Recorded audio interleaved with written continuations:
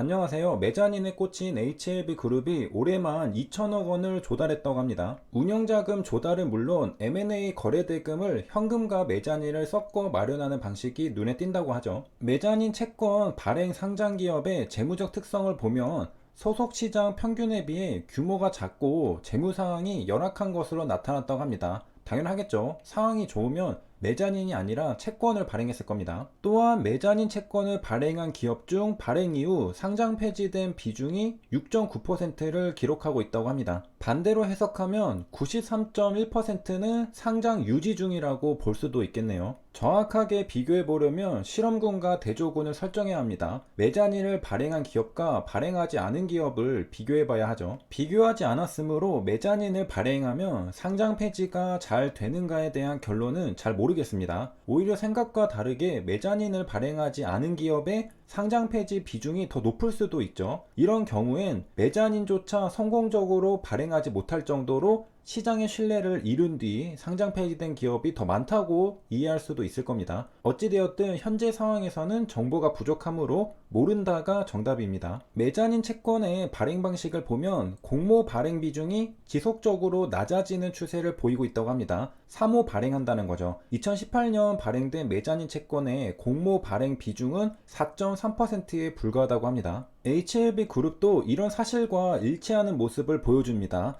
총 6건의 메자닌 발행 가운데 공모 형태는 한 건에 그쳤고 나머지는 모두 사모 방식이었습니다. 주로 투자조합 등 개인으로 구성된 사모펀드가 발행 대상이었으며 발행 종류는 전환사채 CB와 신주이수권 부사채 BW가 각각 3건으로 나뉘었다고 합니다. 메자닌은 일반 개인들과 친하지 않고 투자자를 콕 집어서 발행하는 경향이 있다는 것이죠. 우리가 경험적으로 알 수 있죠. 어느 기업이 메자닌을 발행한다는데 너도 참여할 거야? 이렇게 물어보는 경우를 본 적이 없죠. 장 끝나고 메자닌 발행 공시가 뜨고 제3자 배정 대상자가 누군지 확인하는 경우가 많죠. 나와는 인연이 없는 게 메자닌이라는 겁니다. 일반 개인들은 갑자기 뜬 공시를 마주하는 경우가 대부분이라는 것이죠. 한편 국내 메자닌 채권은 발행 기업의 주가가 하락하는 경우 전환, 행사 가격을 조정하는 소위 리픽싱 조건을 두는 경우가 대부분입니다. 분석 결과 리픽싱 조건이 존재하는 메자닌 채권의 실제 리픽싱 실시 비율은 64.8%를 기록하고 있고 리픽싱이 이루어진 이후 주가가 계속 하락할 경우 추가 리픽싱을 하는 경우도 다수 존재한다고 합니다. 리픽싱은 투자자에게 지나치게 유리하게 설정되어 있고 기존 주주의 부에 부정적인 영향을 미치는 부작용도 존재합니다. 여기서 우리는 불공정하다는 인식을 가질 수 있습니다. 이렇게 유리한 메자닌은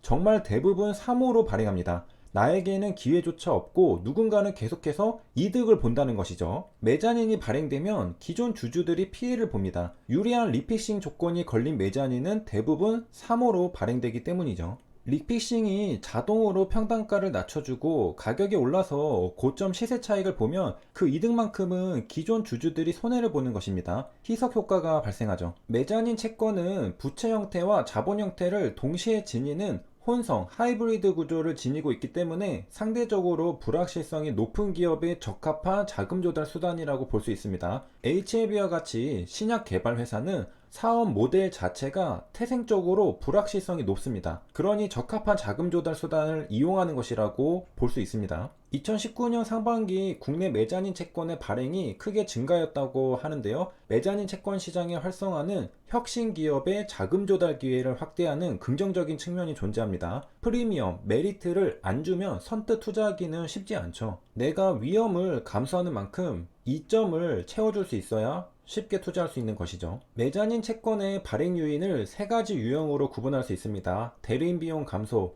역선택 비용 감소, 투자자 수요에 부합하는 조달입니다. 실증 연구를 보면 국가마다 다른데요. 실증 연구, empirical study는 이론 연구, theoretical study와 비교해서 이해할 수 있습니다. empirical은 경험에 의거한, 실험에 의거한, 실증적이라는 뜻입니다. 내 머릿속에서 진행된 뇌피셜이 아니라 실제로 경험하고 실험하고 확실한 증거가 있는 연구라는 뜻이죠. 직접 보거나 경험한 증거입니다. 그러므로 실증 연구란 사람들이 실제로 겪어서 얻은 지식 따위에 기초하여 시행하는 연구입니다. 대표적인 것으로 조사 통계 방법이 있습니다. 반면에 그냥 내 머릿속에서 나온 것도 있습니다. 이건 이론 연구라고 부릅니다. 근거와 논리가 빈약하면 뇌피셜이지만 누가 봐도 근거와 논리가 막강하면 이론 연구가 되는 것이죠. 아인슈타인은 실험 물리학자가 아니었죠. 이론 물리학자였습니다. 현재까지 밝혀진 여러 가지 이론들을 검토하다가 모순을 발견하고 해결한 뒤 세기의 과학자가 되었습니다. 그냥 머리에서 사고 실험을 한 겁니다. 뇌피셜인데 그 누구도 부인할 수 없는 뇌피셜이었죠. 향후 과학이 발전하면서 그에 걸맞는 실험이 진행되고 아인슈타인의 생각이 맞다는 게 계속해서 확실하게 검증되었습니다. 이론을 먼저 제시하고 실험이 뒤에 맞다고 확인해 주는 그 위험을 드러냈습니다. 미국 경영학 최고의 유명 저널인 AMJ는 실증 연구만 봤습니다. 그리고 AMR은 이론 연구만 봤습니다. 그런데 원고 접수 건수가 극명한 차이를 보인다고 하죠. 10년간 실증 연구의 AMJ의 연구 제출권은 급증하는데 이론 연구의 AMR의 연구 제출권은 크게 변화하지 않았다고 합니다. 학자들 사이에서도 실증 연구가 이론 연구보다 쓰기도 쉽고 리스크가 적다는 것을 보여주는 일면이기도 하다고 합니다. 과학이라는 건 증거가 있어야 남을 설득하기 쉽죠. 실험적인 증거가 있어야 상대방에게 나의 생각을 관철시킬 수 있습니다. 단지 나의 뇌피셜로 설득하기란 여간 어려운 게 아니죠. 우리가 범죄자를 잡을 때도 살인 도구라던가 이런 물증이 있어야 하는 것과 마찬가지입니다. 재현성이 떨어지더라도 일단 실험 증거가 있는 게 유리합니다. 다시 메자닌으로 돌아와서 2014년에 메자닌 채권의 발행 요인을 크게 세 가지 유형으로 구분한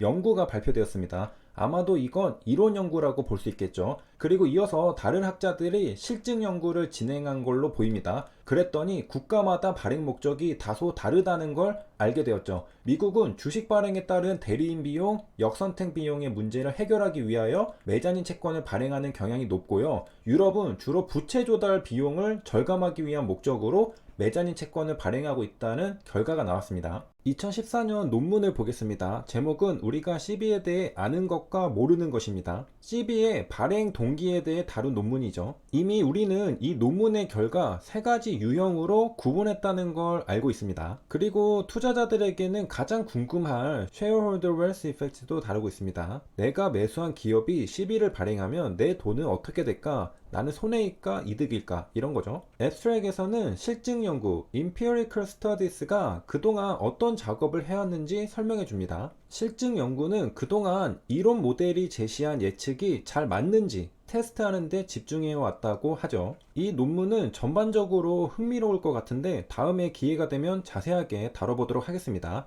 세 줄 요약입니다. 메자닌 발행 기업의 6.9%가 상장 폐지되었습니다. 메자닌 공모 발행 비중은 4.3%입니다. 리픽싱 조항이 있다면 실시 비율은 64.8%입니다. 여기까지 시청해주셔서 감사합니다.